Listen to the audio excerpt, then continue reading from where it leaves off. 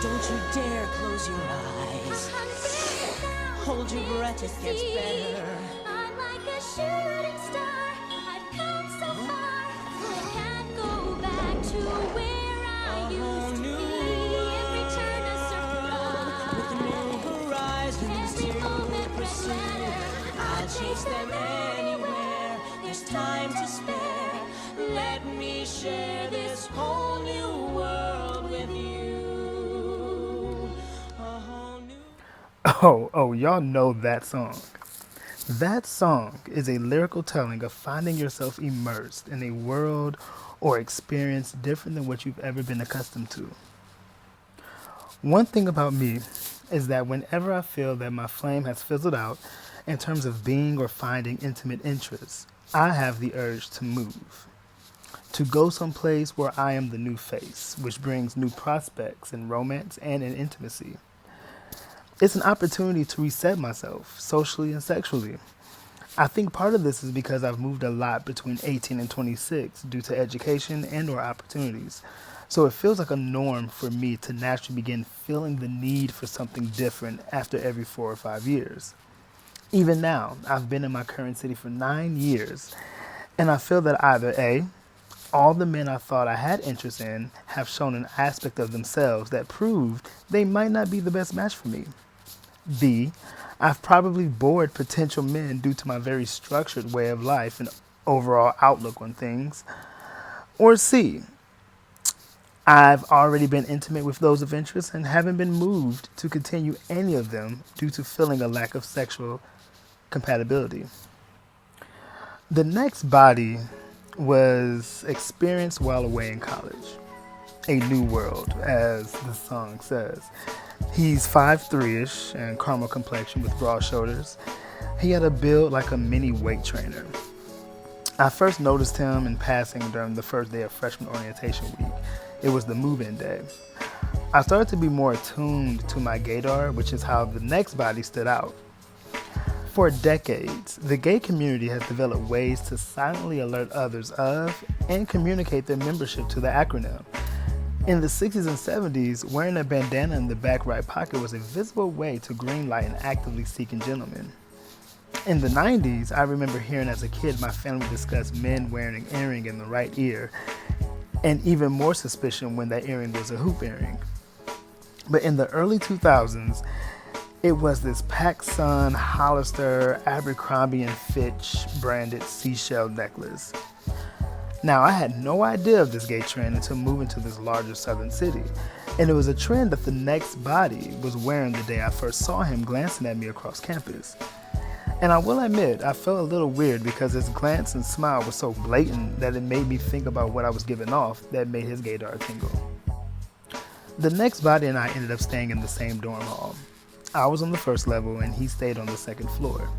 So us being in the same hall helped us to develop a friendship quite easily. Through our friendship, I was also introduced to his friends in his major.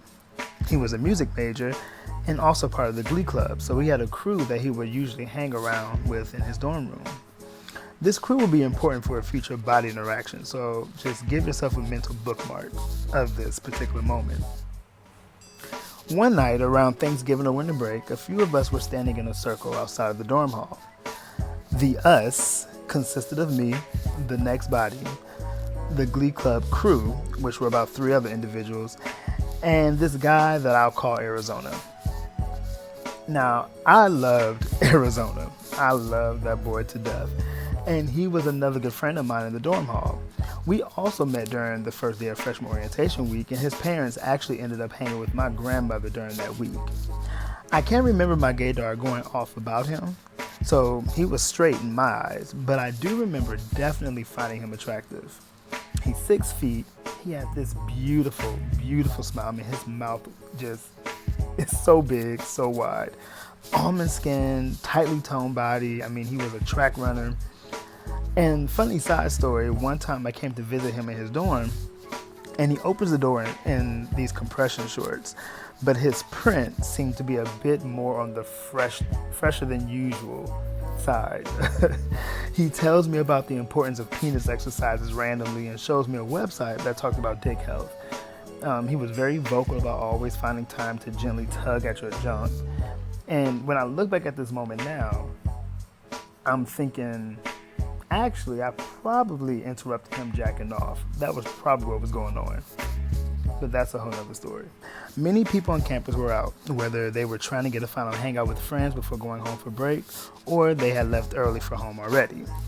I can't remember how it came up, but somehow someone brought up checking out a gay club. Now, to my surprise, Arizona says that he would be down in supporting his quote unquote brothers and just experiencing the gay scene. So we all decided to go, and this happens to also be my very first time ever going to a gay club as well. We walk in, and you are immediately on the dance floor. It's dark, except for a slight green glow, and it's foggy. The cold rays, If I Was Your Girlfriend, was blasting through the speakers, and the space was filled wall to wall with an array of black men who loved other black men. Tall and muscular, tall and slender, short and thick, some in fitted hats and hyper-masculine expressions, others with cute haircuts and feminine energy. There were men in baggy clothes and some in more fitted attire, but everyone was black. It was something I had never seen before. As we shuffled our way through the crowded dance floor, I started to notice the intense attempts at eye contact. There was definitely a sexually predatory aura, and I was here for every bit of it.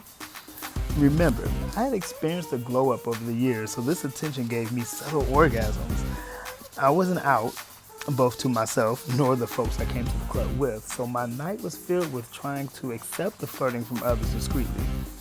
At one point, while standing on the wall with the next body, we happened to see Arizona on the dance floor.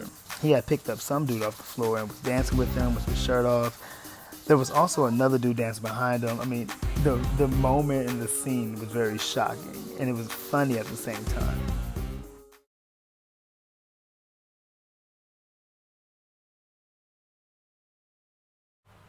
Once we returned to campus, everyone pretty much retreated back to their dorms, and the next body and I stayed outside for a while to talk.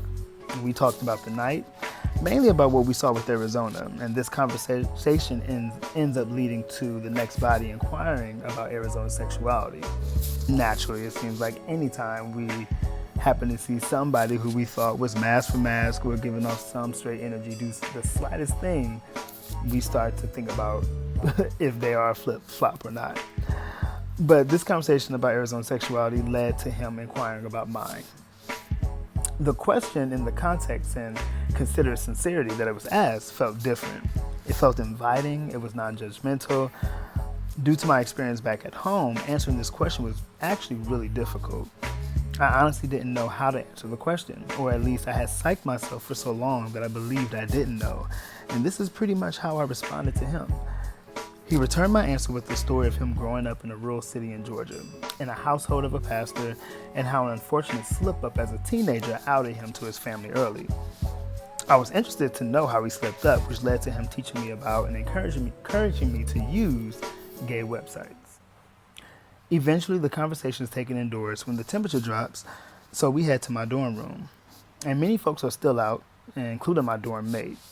We take a seat on my bed to continue talking, but it wasn't long before the next body places his hand on my waist, leans over, and kisses me. Now, I was shocked, but at the same time, I was really into it.